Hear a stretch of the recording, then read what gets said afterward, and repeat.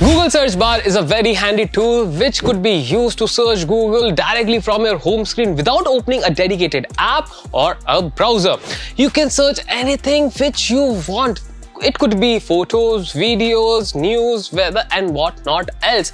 Not only this, you can also get access to Google Lens, voice search and incognito mode. So in today's video, I'm going to tell you how you can add this tool directly to your home screen so you don't get fussed around and all your things get done in seconds. Hi geeks, this is me Samir. You guys are watching Geekified, and without wasting any time, let's start today's video. First and foremost thing, and that is you should open Play Store, search for Google and download Google's app. Once you have done it, set it up with your account.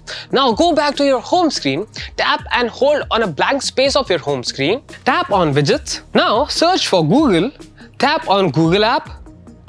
Now you will be listed with few Google widgets suggestion. We have to find Google search bar, tap and hold and place it on your home screen according to your preference. Voila, that's it. Now you can access Google directly from your home screen without opening a dedicated app or a web browser. You can search anything just like I told you: videos, photos, news, weather, cricket scores and whatnot else. So if you're a Pixel user, I don't think these tips will help you much because you guys already have a dedicated Google search bar in your app stock. But for my friends who are using Samsung, Realme, Oppo, Xiaomi and whatnot else, this tip might come in handy. And there is one more thing which you can do. You need to download third-party launchers. You can download Nova Launcher, Launcher or Hyperion Launcher according to your preferences. My personal favorite is Nova Launcher, and the best part about it is that you also get the options to customize the search bar according to your preferences. Either if you want to launch Google directly from the search bar, you can do it.